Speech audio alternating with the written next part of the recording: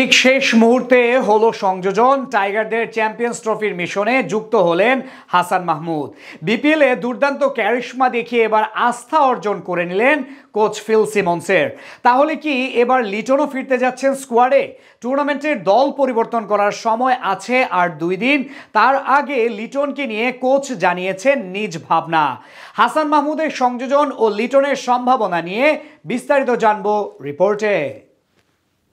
হাসান বর্তমানে বাংলাদেশের সেরা ডেথ ওভার বোলার। কথাটা বলেছিলেন বিপিএলে তার দল খুলনা টাইগার্সের অধিনায়ক ও বাংলাদেশ দলের ভাইস ক্যাপ্টেন মেহেদী হাসান মিরাজ। তবে হাসান মাহমুদের চ্যাম্পিয়ন্স ট্রফির স্কোয়াডে না থাকাটা অবশ্য এক প্রকার অবাক করেছিল সমর্থকদের। বল হাতে বেশ ভালোই ছন্দে আছেন ডানহাতি এই পেসার। তাই এবার বড় সুযোগ পেলেন তিনি। চ্যাম্পিয়ন্স ট্রফির ঠিক শেষ মুহূর্তে স্কোয়াডে সংযোজন হলো তার নাম। তার পাশাপাশি এখন সম্ভাবনা বেড়ে গেছে লিটন দাসের। 2025 চ্যাম্পিয়ন্স ট্রফির বাকি আছে আর মাত্র সপ্তাহখানেক। এরই মধ্যে 8 দলের সবাই ঘোষণা করে দিয়েছে নিজেদের স্কোয়াড। আকাশ সমান স্বপ্ন নিয়ে ঘোষণা করা হয়েছে টাইগারদের চ্যাম্পিয়ন্স ট্রফির স্কোয়াডও। টুর্নামেন্টের সবশেষ আসরে সেমিফাইনাল খেলেছিল লাল সবুজের প্রতিনিধিরা। মাশরাফির নেতৃত্বে সেইবার নিউজিল্যান্ডকে হারিয়ে সুপার 4 নিশ্চিত করেছিল সাকিব তামিমরা। তবে এবার 5 সিনিয়রের মধ্যে 3 জন না থাকলেও শান্ত তাসকিনদের প্রতি প্রত্যাশা রয়েছে ঠিক আগের মতোই। যদিও টাইগারদের স্কোয়াড নিয়ে 2টি প্রশ্ন ছিল ভক্তদের মাঝে।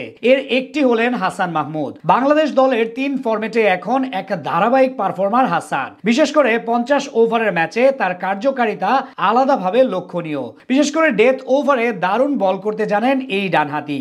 সদ্য শেষ হওয়া বিপিএলে 13 ম্যাচে 14 উইকেট নেওয়া হাসানের ইকোনমি রেট ছিল মাত্র 7.5। তারই পুরস্কার হিসেবে দলের 16 নাম্বার সদস্য হিসেবে যাবেন তিনি। তবে দলের কোনো সদস্য ইনজুরি না হলে খেলতে পারবেন না হাসান। এদিকে তার মতোই প্রশ্ন ছিল লিটন দাসের না থাকা নিয়ে। যদিও এর জন্য দায়ী তিনি নিজেই। ব্যাট হাতে টানা অফ ফর্মে থাকার কারণেই তার নাম বিবেচনা করেননি নির্বাচকরা। তবে বিপিএলে আবার ঠিকই ব্যাট হাতে ছন্দে ফিরেছিলেন তিনি। হয়েছিলেন সেরা রান সংগ্রাহকের একজন। ব্যাট হাতে খেলেছিলেন ক্যারিয়ার সেরা ইনিংস। তাই নতুন করে ভাবনায় লিটনের নাম। অবশ্য 2 দিন সময় থাকলেও আপাতত স্কোয়াড পরিবর্তন করার কোনো চিন্তা নেই বিসিবির। তবে দলের সফর সঙ্গী হবেন কিনা লিটন, সেটা একটা প্রশ্ন হতে পারে। এদিকে আজ মিরপুরে অনুশীলন শেষে কোচ ফিল সিমন্স জানান টুর্নামেন্টে লিটনকে মিস করবেন তিনি। এই নিয়ে বলেন, আমার লিটন দাসের সঙ্গে কথা হয়েছে। বিপিএলে দেখেছি সে কিছুটা রানে ফিরেছে। তার মতো প্লেয়ারকে অবশ্যই মিস করব। যদিও রান পাচ্ছে না বলেই বাদ পড়েছে। তবে আমি সবাইকে বলতে চাই লিটন ফিরে আসার জন্য কঠোর পরিশ্রম করছে।